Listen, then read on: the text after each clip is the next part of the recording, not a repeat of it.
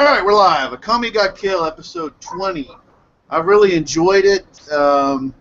Now, let's go. If you don't mind, let's get into the content. This is spoilers, okay? If you haven't seen the series, this isn't a hey, let's talk about Akame got killed and pull you in. This is you've been following the series. You've watched all 20 episodes, and also, I guess we'll talk later on. We'll talk about the manga part of it. I know that people are not happy about that. But, okay, so, what do you want to talk about first? Well, all right, so this is the episode 20 review? Is that what this is? I thought we were just talking about the series in general. Well, it is. It's going to be episode 20, and we can talk about, more on the series in general.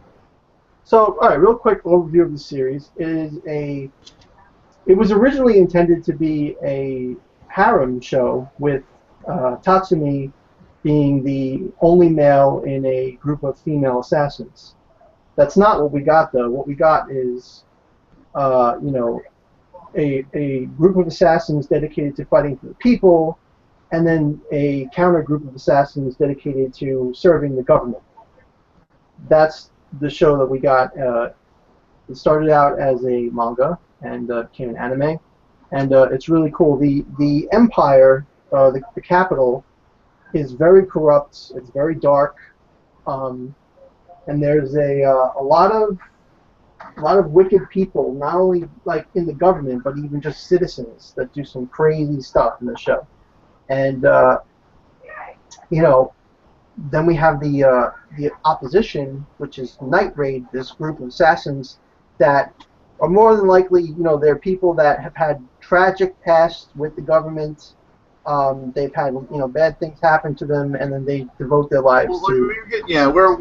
We're generalizing for people that haven't seen the series, but I mean, right. Getting into more specifics. I mean, I talk about the manga as far as coming out.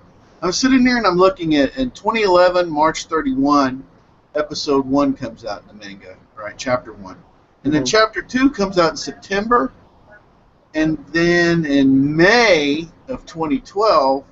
There's 5 chapters that come out. Or wait a minute, excuse me, like 6. Oh, wait a minute, even more than that. So a bunch of them come out in May. And in June there's a bunch, and then September 1. There's like a weird, if I've noticed, this isn't like every month. Right? Yeah. Or every week. I believe. It's kind of sporadic. Yeah, I think that was just the translators. The translators probably didn't jump on the series, and when they did, they just did chapter by chapter by chapter. But now, that it's all caught up, it's about a month and like a week, I think. Yeah. For the new chapter to come out around that time frame. Right. Well, the last one came out in November 19, and then there was 2 in October, 1 in September, 1 in August, 1 in July, 2 in June, 2 in April. 2 in February, and that's 2014, and then 2 in December. So this is kind of sporadic as far as the chapters. And getting right to the core of it, do you think now you're watching the anime, you've read the manga. Do you think one is better than the other?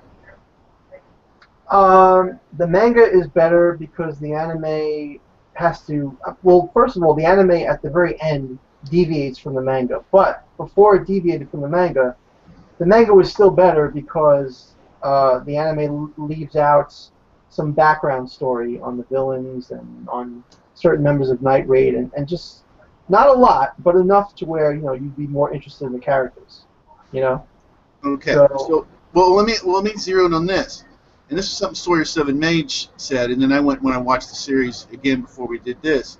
So the relationship between them, and that's where I'm going to get the names.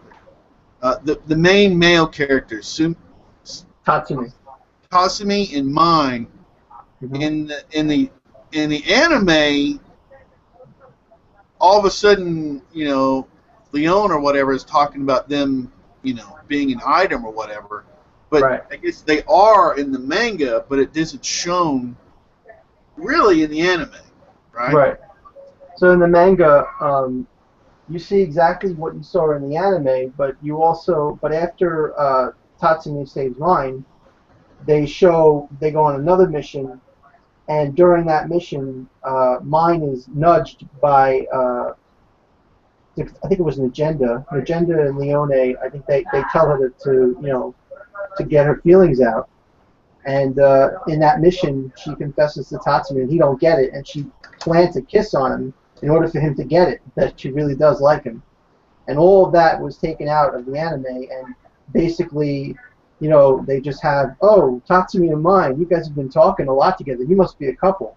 Whereas, like, in the manga, they actually walk hand in hand into, the headquarters, and they say, we're dating now. They announce it to the whole room. So, not then, yeah, go ahead. I'm sorry. Yeah, go ahead and finish that up, and then we'll bring up something else. No, I was just gonna say not a huge issue, but I mean, there's development there, and there's it's just progression, nice story progression. Whereas the anime cuts it down a bit. It's been expedited or cut out, and Yeah. and the whole the battle that happened in the last place they were at with Esdeath and all this kind of was abbreviated. Everything was just kind of accelerated past. Didn't really, you know what I mean? It didn't, there's a lot of stuff that seems to have been cut out in the last couple of episodes to kind of accelerate the anime. Right? Yeah. And so it's just weird, It just has an odd feel to it because things have legitimately been left out. But you're saying the manga is better than the anime.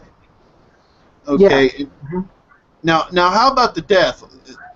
Go ahead. We can go to get to the death. The guy with the green hair is. Are we talking about Lubbock with the strings? Yes, the strings. Yeah. Lubbock. There we go. Uh-huh. And before that, I gotta say that the anime, whatever it did animate, it animated spectacularly. The fights look awesome in the anime. So it's really good. I would definitely advise watching the anime until the end, where the end deviates. But even the end is probably going to be entertaining. So I'm looking forward to it when the next episode comes out. But. Yeah, and I want to say I really like the fights. I like their abilities. Even characters like Chelsea. That some of these characters don't seem to have that much as far as their ability, but the writing has been done very well to make it like, wow, this is pretty clever. This is because like I say, with Chelsea in particular, I was like, wow, you're not going to be able to do too much. Yeah, her power is really creative. She's like a real assassin in the sense that she hides in the shadows, right in plain sight, but you don't see her coming, and she strikes quickly and then she leaves, So she was a real fresh of air, a real breath of fresh air, because Chelsea was a likable character, and she has this darkness about her, where she's picking on her teammates and she's like all serious all the time, and the reason is because she has been a part of the team before and all her teammates died. Right. And that's one thing that's huge in this series is death. Like, the author don't play around. Right. People die in this show. I mean, and I, for one, I really love it. I know a lot of people say that, they die too quickly, we don't get attached to the characters, et cetera, et cetera. But I think that it just perfectly lends the feeling of what the life of an assassin really is. It really, draws you into the story when you have the, two groups saying, oh, don't praise us, we're assassins. We kill and then we die, just like that. And then it happens just like that, It's just new. It's new and refreshing in anime to see how quickly he can build up characters, kill them off, and then get you to care about new characters, and then kill them off, and make it feel like, well, this is the life of an assassin. This is what you signed up for when you started watching this, And then not bring them back. I mean, yeah, I do like it. And then remembering the characters, and like you say, she was, to me, was really good because she went full. She was such a pain, to her teammates, like you say, but had a legitimate reason later on to do it. So her character worked really, really well. And the fights have been really good. Yeah. Yeah, and what's cool is he actually writes a prequel manga called Akame Ga Kill Zero, where actually he writes a couple of them, where you see, you know, these characters, like you see Chelsea in the past, you see Akame and her sister Kurome together in the past, like you see this stuff, like, you know, in different chapters and in different manga series. So it's really cool. You actually get the whole picture, you know, once you go through all the feels in the main story. Yeah, and the characters do have not just different abilities but different personalities, which Oh yeah. well. So I'm pretty overall. I'm pretty happy with them. And the thing is, like, the villains, most of the villains aren't cliche evil villains. Like Wave, for example. Wave is a guy that was saved by somebody, and they got him into the Navy, and then like he wants to be like the best Navy officer he could be, you know, for the Empire. But that's away from the Empire. And then when he comes actually inland to serve the Empire, he sees that it's a crazy, corrupt world or whatever. But he has his convictions to stay true to the guy who saved him, and to still fight, you know, for the Empire, for the greater good, thinking that, you know, the corruption doesn't run that deep. You know, that he tries to rationalize the enemy Night Raid. You know, they're the ones that are more evil. You know, so there's a lot of character conflictions. Yes, And that's he's a good guy fighting for the wrong side. exactly. But he doesn't want to see that. You know, he wants to think that they're assassinating people, so they're evil, and he wants to think, you know, and he has friends. He has, you know, companions on that team, so he doesn't. That's another reason why he can't, you know, just, you know, turn sides, change sides, because he has people he cares about on that team. He doesn't want them to die. You know what I'm saying? So there's real complicated circumstances with all the characters, and it's really cool. Bowles was a great character because he was a monster that burned people to death, but then he found love, and he got a wife and a little girl, and he has regret over everything that he's done. Yeah. But now he still does it because he wants to provide them with a good life. Right. And he knew, even when he got it, he's like, I knew retribution would come someday. Yeah. Hey, Cage Mixer is here. All right. What's going on, guys? Excellent. We're just having a very open, total spoiler, everything discussion. You know, the comic got killed, the manga, the anime, and we're talking. We're getting into the characters right now. So you guys are spoiling stuff? Yeah. We announced it. You could, you know, that's why I say spoilers. Oh, okay. Yeah, we're going at it. We're talking about Bowles, which is great. One of my favorites. Oh, I just want to say a couple of things. One of the things about Wave, I love the way they introduced him as a hick, with the fish in the bag. Yeah. And he's like, oh yeah, I'm fitting in the way I'm dressed and everybody. And the way it was, the comedy of that just worked. Everybody just looks at him, just barely at the corner of their eye, hick. You know, everybody, the whole place thinks he's fine. But and Bowles was great, and then his whole thing about and he was the freakiest, and his thing was about wanting to be accepted to the complex. But the one, Saryu, I don't know how to pronounce it correctly. Yeah, the one that was all about Saryu, the one that was all about justice and fighting for justice and everything. I loved her character because she was so blind, so completely blind, so focused in that all the evil people that she's affiliated with, she didn't understand it. I mean, her commitment was there, her focus, everything. She just didn't understand what the heck was going on. She was like a daddy's girl that got drafted into the military because he was in it, and then from there on, she couldn't accept anything that her father did was wrong. So she like pretty much just delusioned herself to the point where she made herself go nuts. And like you say, and these are the bad guys, right? But they're complex. This is the only one of the Jaggers that. Well, I didn't care. Dr. Stylish was entertaining in some ways. Not a big fan, but the only one that's really like been a nothing so far is Run, blonde-haired one. It's been right. Well, especially in the anime. If you read the manga, he's got a pretty cool story. He's got more in the manga. And then Kuromi, the sister of Akame. I love her ability. The puppets, you know, being able to, because I liked it. Naruto, I like the idea of puppets bringing people back and being able to use their abilities like that, or creatures or whatever. I think that's amazing because that's a character that could just keep getting stronger as they kill other characters. Yeah, actually, he paired them off really well because Kurome's puppets can't be killed by Kame's sword. So that's like a counter to Akame's power. But then, also Kurome can't move too well. She can't fight too well when she's using her puppets. So, I mean, if she's, using 10 puppets or whatever, she's going to fight really slowly, and not have much strength. If she's using two, then she's going to be able to almost fight at full strength, But, like, it's just really cool how he kind of made her ability, match up with Akame's. Yeah, it worked. It worked. Yeah, I was able to neutralize it pretty well. And speaking of that, the whole thing about her being like brainwashed through the food. Mm-hmm. Those treats, so she's like powered up and brainwashed. Did you notice in the meal where she dropped the plate, she's not just eating those treats anymore. She's trying to wean herself off of those things. That's what it looks like. I don't know. I don't know. That I think is like anime. I don't Okay. think that happens too much in the manga. In the manga, really, what happens is she just, faints or whatever at dinner because she's trying to put up a good front so she doesn't get killed. Because she feels like if she can't be part of the team, they're going to kill her. Right. And then that's pretty much it. We don't see her again in the manga.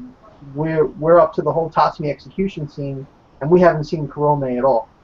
So we don't know what's going on with her. But it's implied that she's not going to die. Like, the anime is making it like, Chelsea did some real damage. But the manga don't really do that. Just say, like, oh, Chelsea, did enough to make her faint or whatever, and that's it. Yeah. All right. Well, we bring Anthony in here. So what really got you about this episode or the series or whatever? It's really open discussion. So. Well, if it's open, have you read all the manga, Steve? No, I haven't. I don't mind being spoiled on it though, so I'm fine with it.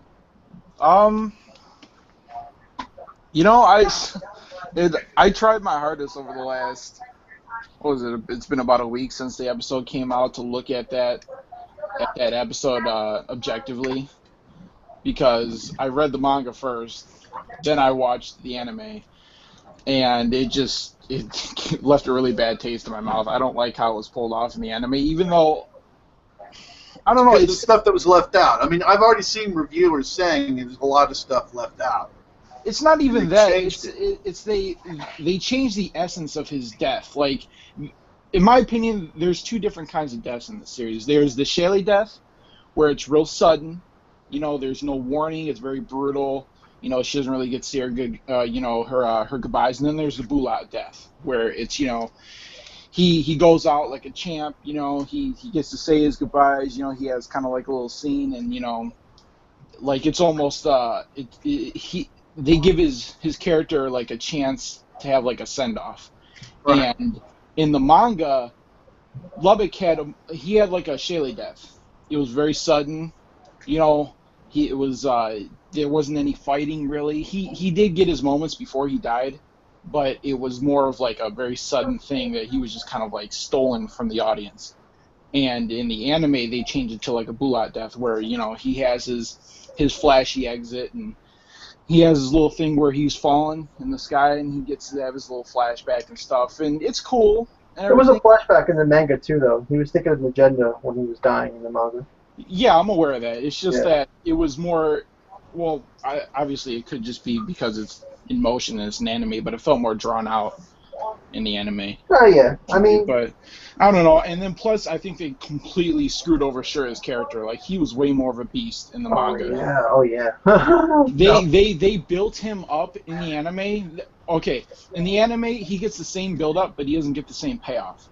Like, he gets a way bigger payoff in the manga, because I mean, they totally skipped over the Wild Hunt arc. Yeah. And that was just like utter craziness, man. It was just brutality. Like, Wild Hunt was a group of seriously ranged individuals. What did you do when you saw the clown and what that whole scene? Oh man, Champ. Wife and kid. Oh my god. Oh my gosh, when they killed his wife and kid, I don't even have words to describe how feeling. It was crazy. So we're going all spoilers here. So in the anime, Wild Hunt are these nameless nobodies in hoods being controlled by Suya, and that's it. In the manga, Wild Hunt are all these individual people. There's a fat clown who's basically a pedo.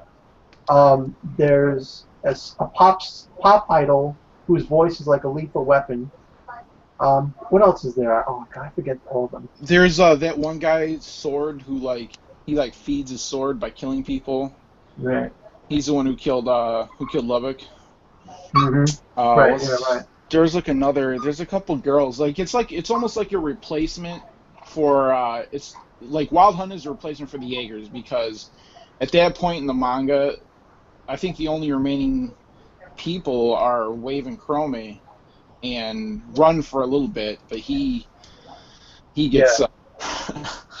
So, well, Wild Hunt, they have this part in the manga where Balls' wife and daughter get killed. But after Wave like visits the grave with them and talks with them and stuff, like Wild Hunt kills them for no reason, rapes the wife, and then like slices up the daughter or whatever they do, rape both of them, slice them. I don't know. They don't really show that much, but it's disturbing. it's bad. And It's bad. and Wave gets into this big fist fight with Sura because Wave is Which is pissed awesome. off at him. And yeah, and it's just like they skip so much. Sura beating women. All of that was in that. Yeah, It's been left out. yeah. Sura, They Wait, totally skipped a bunch. Wait a It minute. was like a whole arc. Hold on. So you're telling me before episode 20, we should have already seen this? yeah, they skipped about 20 chapters. Right? Here's the thing. Here's the thing. In the anime, right after the fight with Mine and what's her face? I can't remember her name with the dog. Her and Mine. Yeah, Seryu. Yeah, after that fight, they go back to their hideout. And then there's like not a time skip, but there's a passage of time to where they formulate a strategy to infiltrate the palace where Bork is and kill him.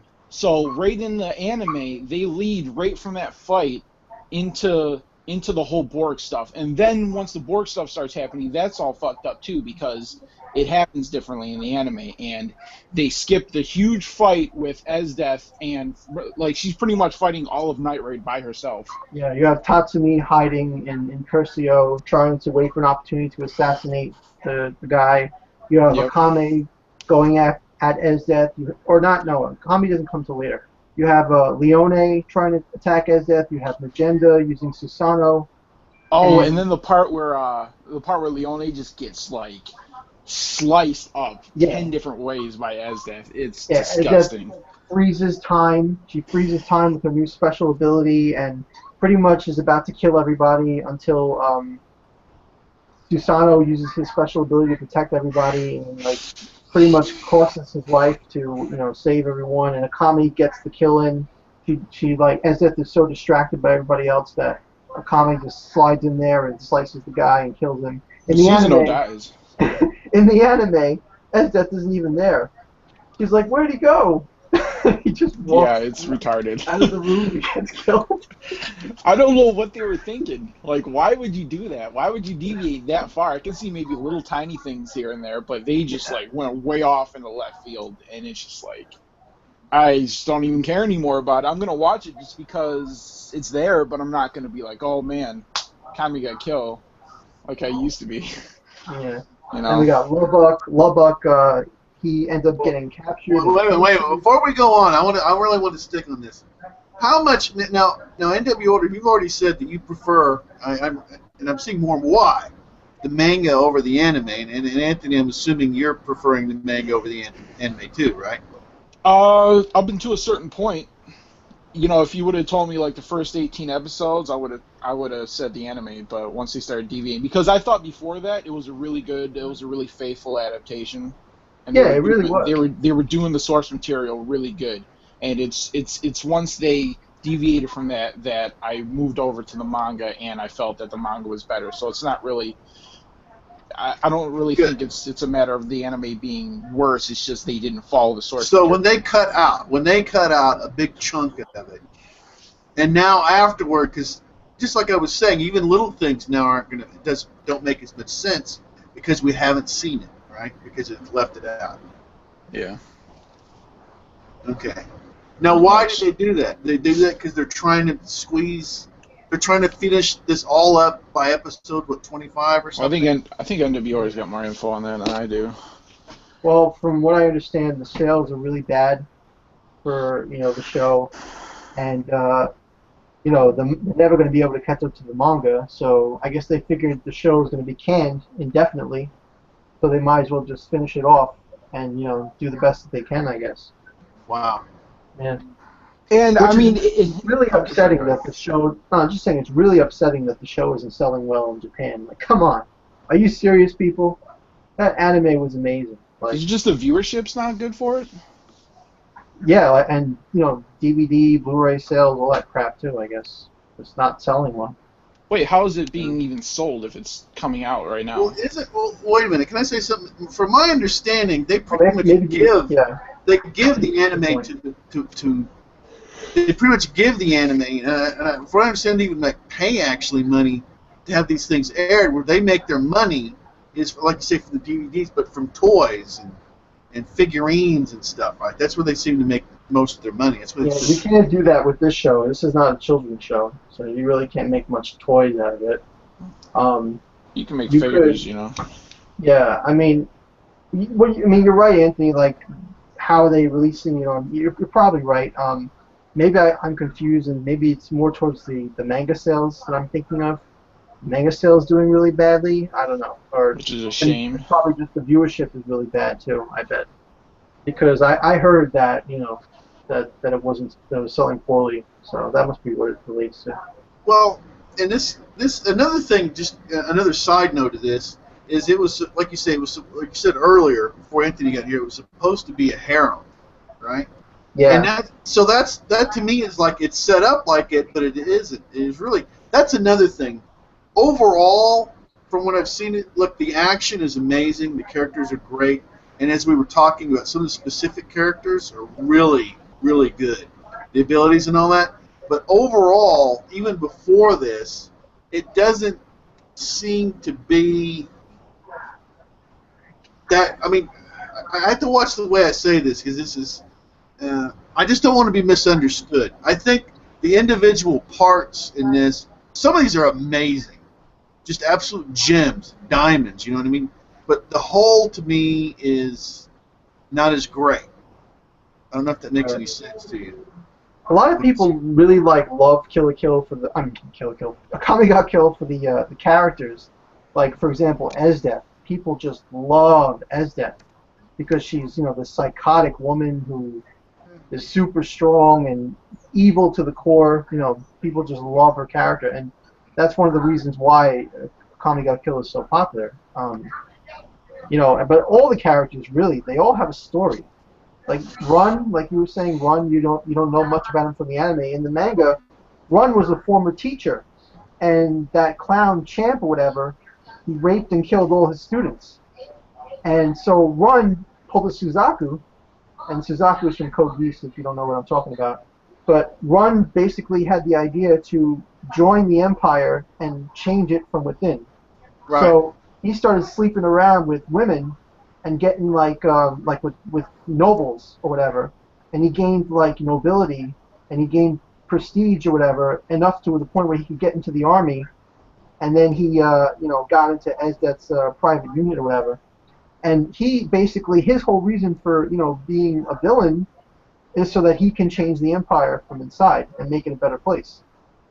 You know what I'm saying? That's why he followed orders. And maybe if I was reading the manga, I would have a better feeling of this because I've only seen the anime. Like I say, it just doesn't hold up to me overall. Yeah, his means are different, but his ends are the same as the Revolutionary Army.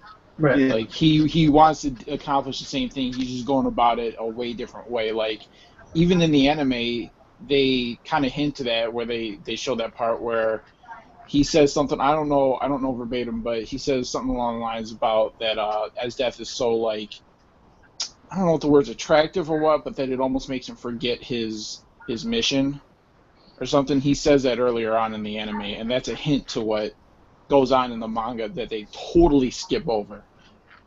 So it does this huge disservice to his character, because he does, if you were to just watch the anime, he does seem very bland. He doesn't really have much to do, Yeah, and there's not much. he's still alive in the anime, which he's dead in the manga.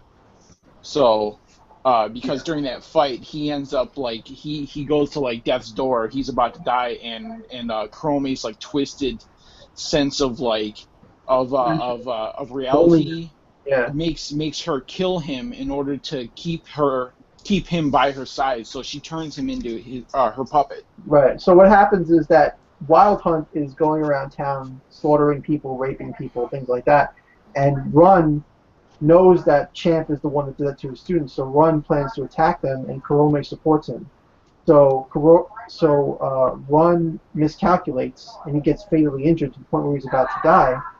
And then Kurome is crying, and she doesn't want him to die, and she figures that, if she stabs him with her sword and kills him that way, then they'll be together forever as friends.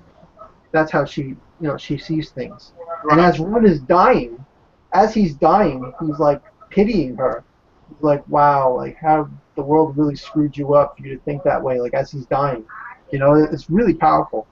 Yeah, and then Wave, because before that, Wave was getting this kind of thing where he was starting to like, I don't want to say attractive, but like being a lot more protective towards Chrome, because they do show like a little bit in the manga how her injury from Chelsea did affect her. It's not as much as in the anime, but in the manga they do show it a bit. And once he sees her like mindset and what like mental state she's in by killing Run in order to keep him by her side, like even Wave gets this thing like, wow, like she's really messed up. This is what the Empire has done to her. So he's starting to go onto the side where he believes that the Empire needs to be changed. It's not as set in stone as Run or someone else, but it seems like his character is moving in that direction. Yeah, they've gutted this story. All the stuff you're telling me, they've really gutted it. This isn't like small stuff here. No, it's very, very large stuff, and that's why I'm sad for the people who are only watching the anime. It's like you're missing so much. This is a better story than what you're getting. Yeah. So I don't know. Well, it's another thing we're talking about. The manga might be in trouble because it's sporadic. They actually just brought out like another side chapter recently. Did you read that, Mike? Yeah, the one with Bulat.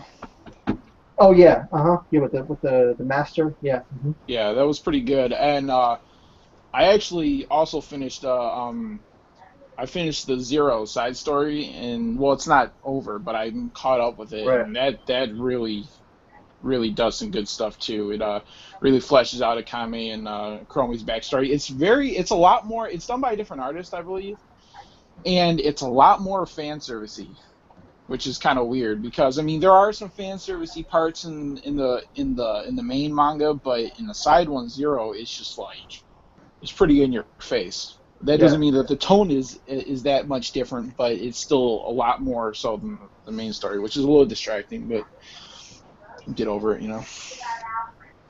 What other main changes can we say that in the manga?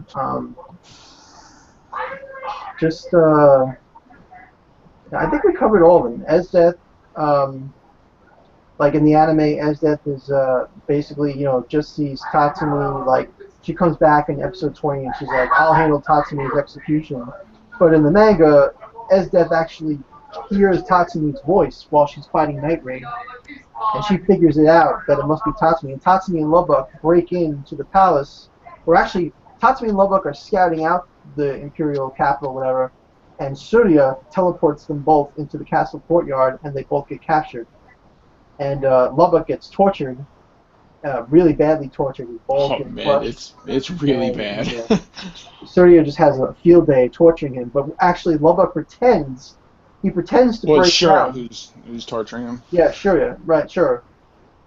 He pretends to, have his will broken and whatever, but he has string hidden in his mouth, and he takes out the string and he slices up Surya. And strangles him to death. And strangles him to death, and it was awesome. But then unfortunately Lubbock, tried to use his Surya's Imperial arm to teleport out of there, but he couldn't control it, and he ends up getting killed by a combination of Budo and one of the Wild Hunt guys slices him up. So it was sad, but Yeah, everything you just said reminded me of. They also really screwed up because the end in the anime where they're at now is pretty much where they're at in the manga right now, but all the circumstances are totally messed up now because they skipped over the Mine X Tatsumi stuff. There's a yeah, we lot talked of. about that before. Did Yeah, you? Okay. Yeah, because now it's all messed up. So when Mine comes in there, she's going to be trying to save him, but you don't have that exposition with that pairing. So it's going to be like, why are you so bent on seeing Tatsumi other than he's a member of Night Raid? In the manga, there's an actual love like there. in the anime, they haven't even kissed, but in the manga, they kissed twice by this time. Did So. you mention Oh, the? but we're quick up. Hold your thought for a second. I just Go also ahead. Go wanted to ahead. mention really quick Esdeath, Steve. So Tatsumi gets captured when he gets teleported to the capital, whatever, and it's really cool. Tatsumi is a beast. He goes invisible and he outwits them, and he uses the momentum to grab Lubbock and get out of there. But Esdeath is the one that kicks him in midair back down to the ground, and she's like, "I won't let anyone have Tatsumi." And then he gets captured by Budo, I think it was, that knocks him out. And while he's in the prison, in the jail cell, Esdeath is basically like, remember the remainder Rakasha girl, the one that got buried? Remember the Yeah, Rakasha I demon, remember her. Steve? The Rakasha girl that got buried. Yeah, remember the 4 Rakasha guys? They could manipulate their body, nails, nose hair. Remember It was Lubbock the one killed them with Tatsumi his hair? fought when Mine was fighting Seiryu. Okay. Yeah, the girl. Anyway, she survived the rubble, which they don't show in the anime, and she tells Seiryu she tells everybody that Tatsumi is a night raid. So, she's the snitch or whatever. So they have Tatsumi's picture, and that's why they were able to find him. Whereas in the anime, it doesn't make any sense because she's just like going with Seiryu like on a mission or whatever, and this is before she gets buried. You know what I'm saying? So it's weird. This is But really been mangled bad. yeah. So Esdeath in the prison cell with Tatsumi, she's hugging him and she's trying to kiss him, and he's refusing her, and he's telling her, that she's telling him to join, and don't think about joining as the Empire, but you'll be joining me. I'll be protecting you. And then he flat out tells her that he has a girlfriend, and her face is like, what? Like, she The couldn't best believe face it. ever. And then after he tells her that he has a girlfriend, um, she's still trying to, bargain with him to give it up or whatever, and he won't. And then she flat out declares him dead. He says, "Then you will die as an enemy of the Empire or whatever." And If I can't have you, no one can. yeah, she basically sentences him to die because she can't have him. And in the manga, which I don't know if they will show in the anime, probably, I don't know, who knows. But when Esdeath has him on the friggin', wooden cross or whatever in the stadium, she tells him, "Don't die," because like from the pain. Like she says, "I know exactly where to stab you so that people don't die. I'm expect great things from you." Like she was just gonna torture him for And then she entire wants the crowd. corpse afterwards. Yeah. She's like, it's agreed that I'm taking the corpse, right? And Budo's like, yeah, so she's got some twisted thing in her head. I don't even want to know what she wants with that body. So yeah, it's insane. It's nuts, and so much Yeah, it left is out. really bad. No, I was gonna ask you, did you guys or Mike, did you talk about the prophecy with the religious Oh, guy? with Tatsumi? No, That's I didn't talk with that at all. No. Yeah, like that religion. I don't know his name. He was like the leader, like the main leader who was The above guy who the. told, Mine and Tatsumi they have a red string of fate. That Yeah, guy. yeah. I don't know exactly. I can't remember exactly what he said verbatim, but he said something along the lines that he's like it's like an inner monologue. He's looking at the two, and he says something along the lines about how I hope what I saw for your guys' future doesn't come true. So it's implying that either one of them is going to die or something really bad is going to happen between the two, and that still hasn't happened yet in the manga. And I don't think they show that in the anime, do they? his prophecy? I think they should show the what I don't know if they show a prophecy, but they just show him talking about a red string of fate. I think.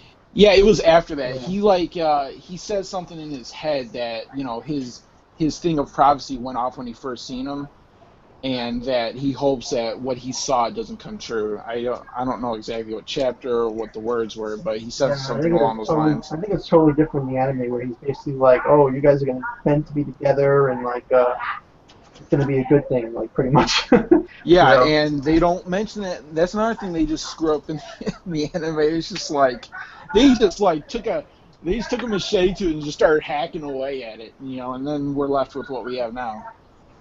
Yeah, but I mean, like, Tatsumi. I don't know if you know this, but Tatsumi, in I think it was episode one, first chapter, whatever. He had a idol or whatever, like a wooden idol figure or whatever that he got from somebody in his village. Yeah, That I is the remember that. same religion. That's the same religion as this guy that talks about the red string of fate or whatever. Same Hmm. religion.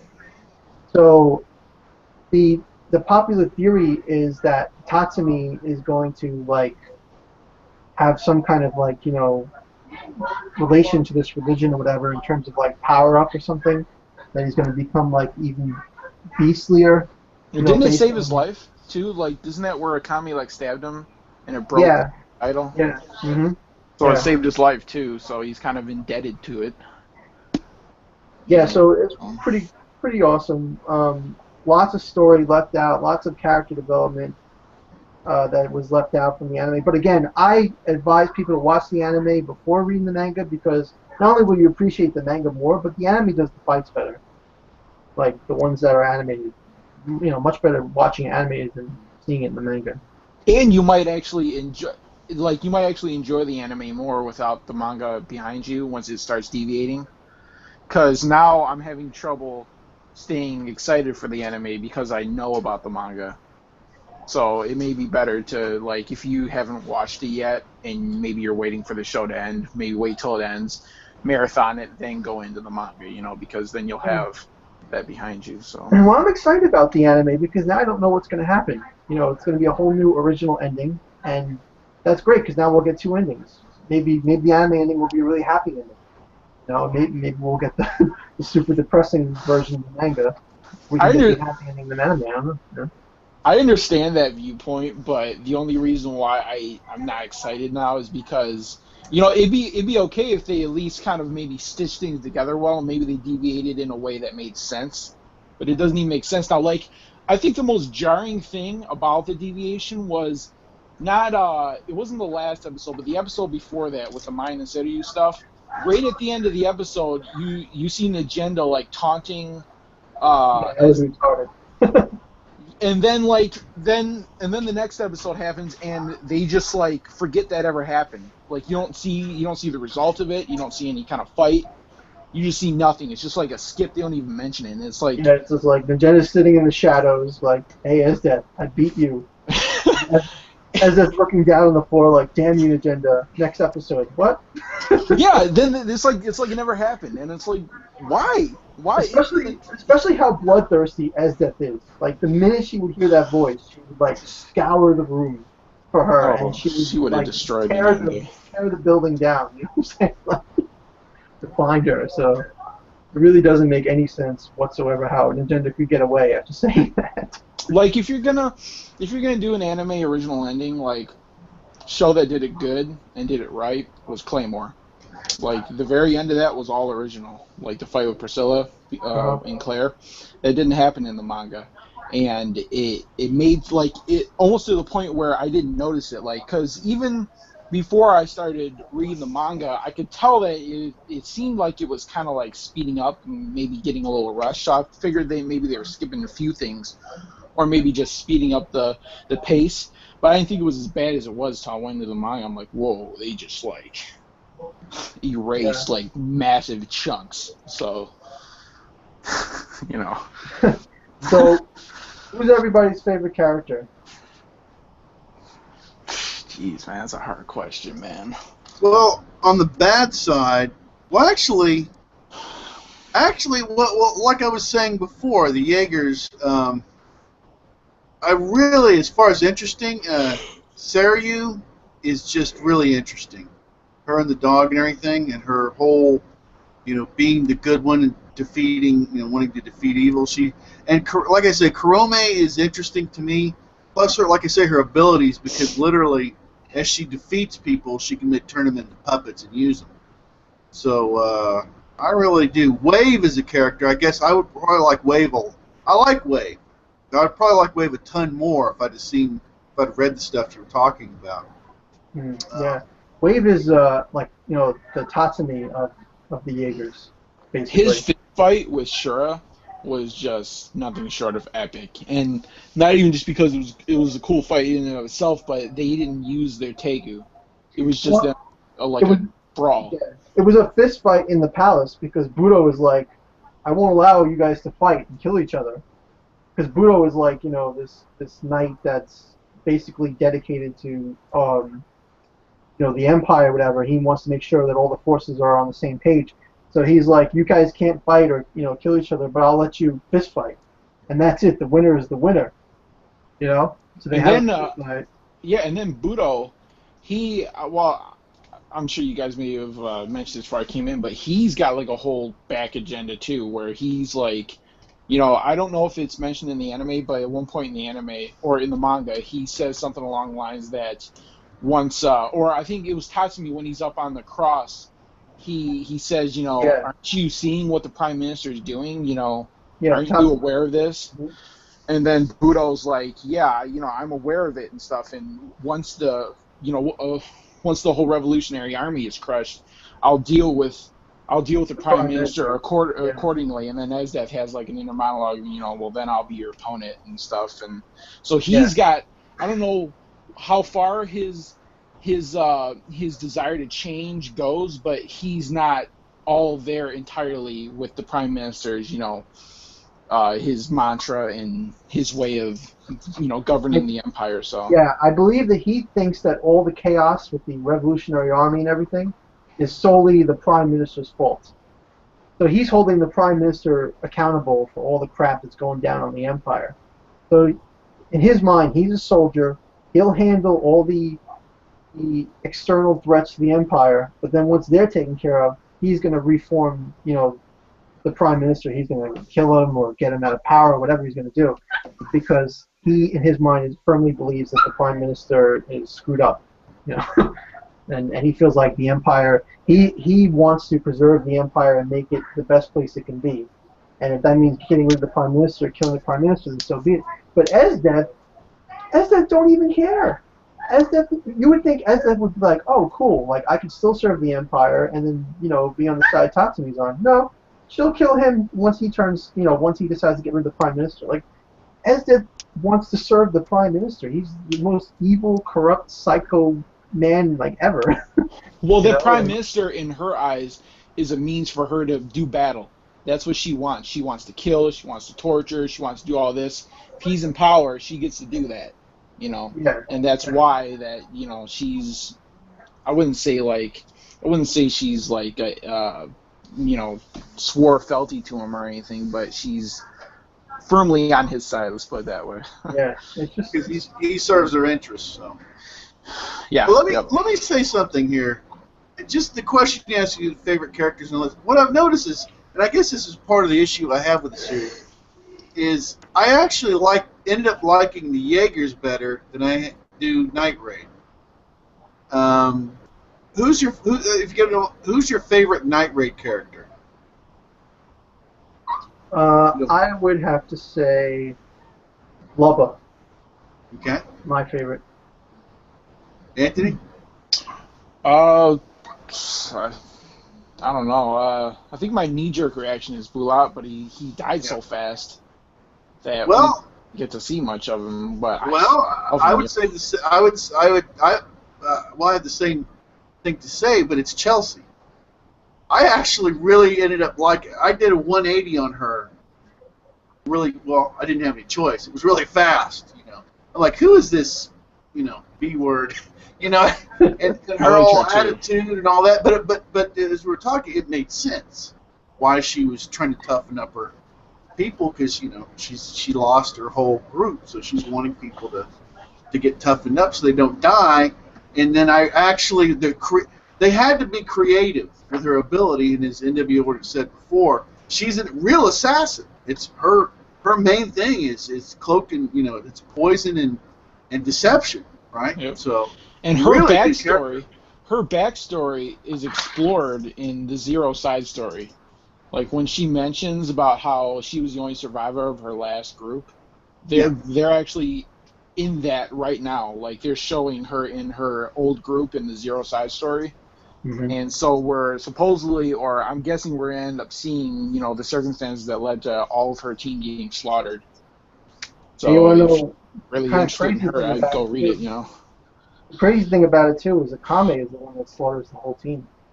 Yeah, Akame is pretty much Kurome in the Zero side story. She's not drugged and psychotic, but she's fighting for the Empire, There was like this, oh man, the first part of the Zero side story where they infiltrate the circus Oh, it's so and they're good. all friends. Oh man, I wanted to Such a cry. good twist. It's such a good twist. It was like when I read that, I'm like, what the fuck is it was going on like here? it was like the circus people are actually resistance members, but like Akame and this other girl have infiltrated from the capital, and they really like these people. They're like friendly with them. They're all getting along. They're all family like. But the minute they hear that like they want to rebel against the capital, Akame and this girl turn into like cold-hearted killers and slaughter them all. It's like Oh my in God. one panel, there's just one panel of a switch. Like, as soon as you turn the page, okay, the first page, they're all friendly and, they're talking about, hey, why don't you join us? Next page, boom! Her partner just blows her head off, like one of the people in the circus, and then they just start slaughtering everyone, and it's just like a bloodbath. And they're then, totally detached, totally emotionally detached.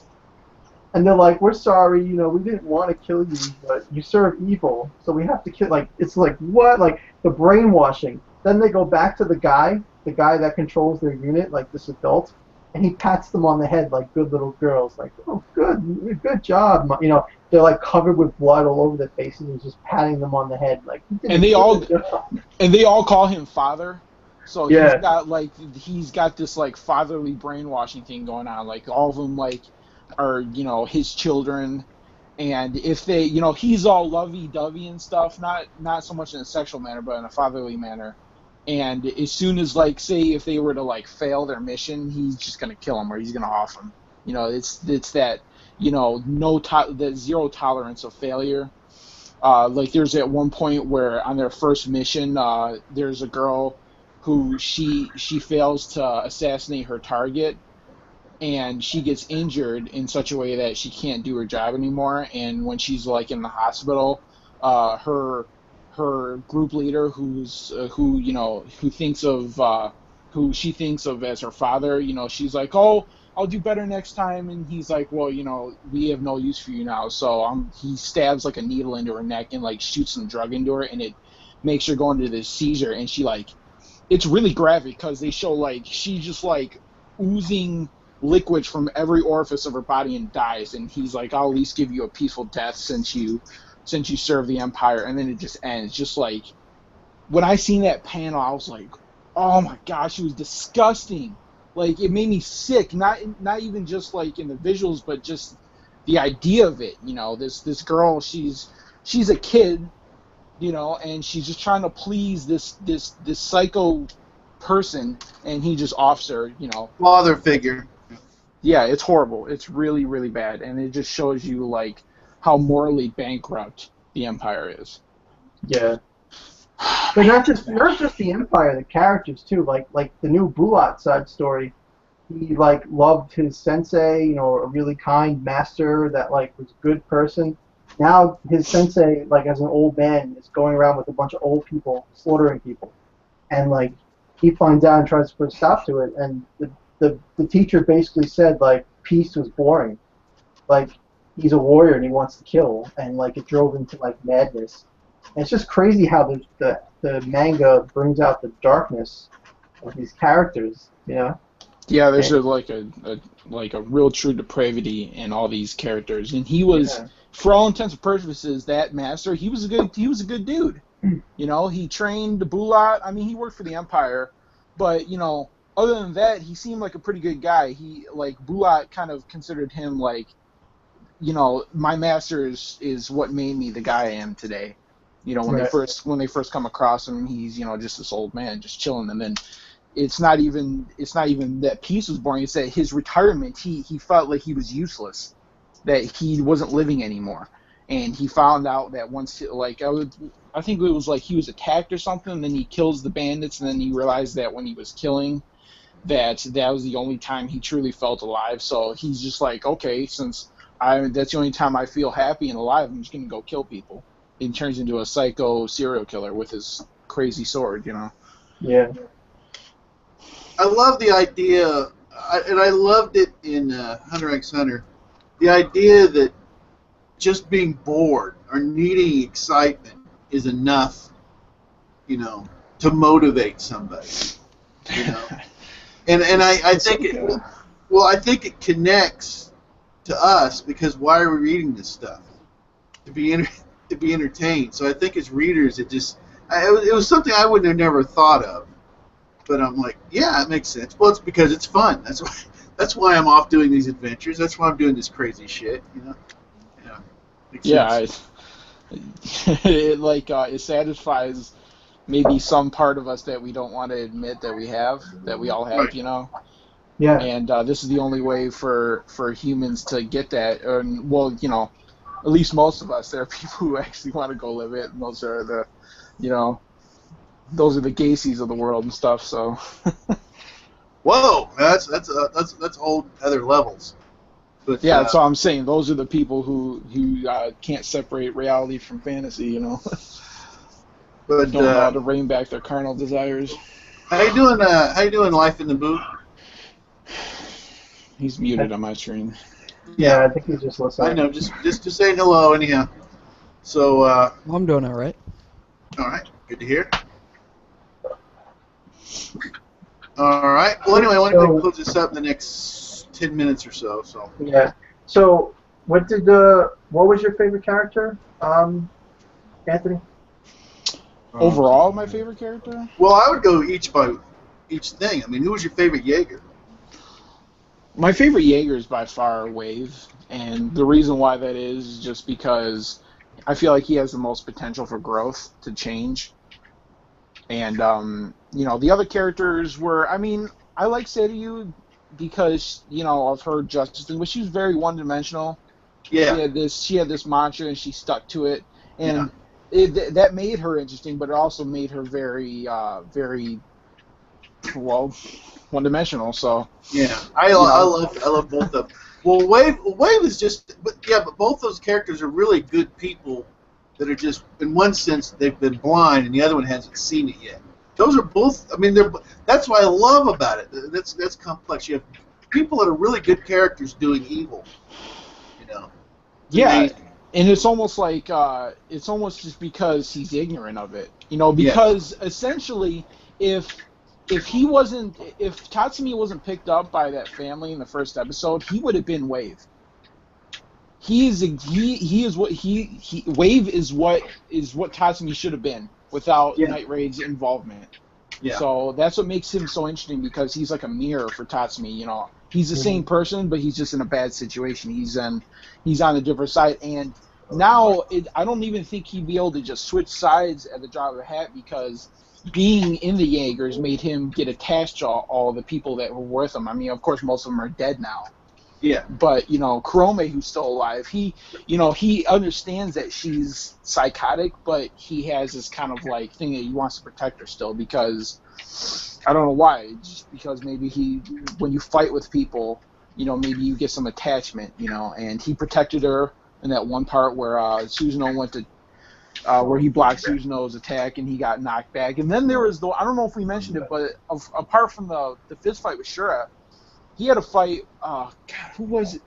You gotta help me out, Mike. There was 3 people he fought when he was in Grand Chariot. Who was it? They were Night Raid members. He like owned them all. Was it Akame and 2 others? It was during the Bork invasion thing where they were trying to kill Bork, and he Right, held off like 3 of them by himself. Was it Wave you're talking about? Yeah, Wave. He was in Grand Chariot. His Grand Chariot, Tegu, and yeah, it was. I think it was Akame and 2 others. Yeah. I think it may have been Lubbock. It was mine, Akame. And Lubbock, right? Yes, because Lubbock ties into the tree. Yeah. And he just like owns them all. It was so awesome, and that's why like I kept seeing in comment sections on YouTube, you know, when a reviewer would hate on Wave, like, oh, he's such a pansy, and like these comments would be like, oh, just wait, you know, he's the most badass member of the Jaegers, and then when I'm watching the anime, that never happened. So I'm like, what led you to that conclusion? And then you read the manga and you understand, you know, why he's such a badass. But yeah, he's my favorite Jaeger by far. Apart from Matt's death, I mean, I don't think she counts as a Jaeger. Like I said, I want to go ahead and close this out shortly, the next 5 minutes or so. Is there anything you guys want to talk about before we kind of close it out?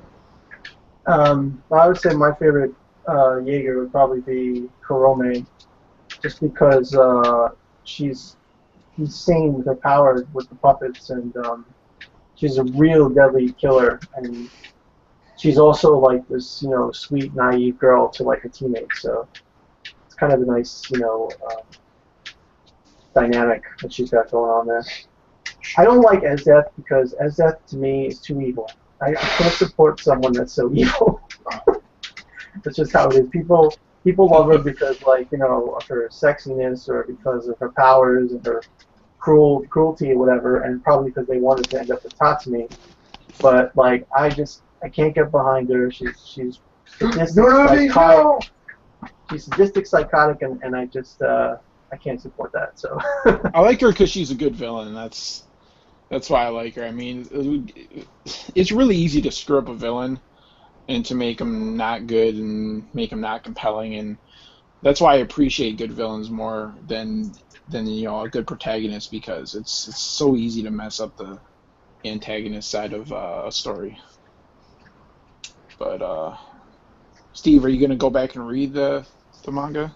Well, for yourself, or I'm interested if I get time, but I mean, I got a backlog of stuff. But yeah, I know I'm actually really interested. This seems like it's pretty good. All right. I mean, even though we spoiled you, there's still a lot to. Yeah, I mean, there's only like 50. There's only like 55 chapters right now, so.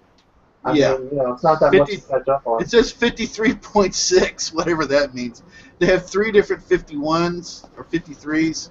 So yeah. Because some of the chapter gets broken up, and like they release like half a chapter one month, and the next month was half of that chapter. I don't know, it was weird. But yeah, it's weird. Yeah, I'm pretty sure we're up to 55 right now. But like the one coming out like tomorrow should be 55. So I can't wait for the next chapter. I already got a lot of spoilers on the next chapter. There's a new chapter coming out soon? Yeah. Can't wait. You want to hear about the spoilers? I do not. Well, all right, like I said, let's go ahead. I'm ready to go ahead and start to close. I'm ready to close it out. So last words, Anthony. Going to be order. Everyone needs to go read the manga. That's all I have to say. Just go read the manga, because you're going to get a way better experience. It's a really dark show with great character development on all sides, and it's worth reading. It's worth watching. I highly recommend it to everybody. And I'm excited for future chapters and when the anime ends too. I'm excited to see where they go with it. Hopefully, it's not as stupid as what they've done so far. I really do like the characters. The characters are well worth digging into, and yeah, I like it. So until next time, take care.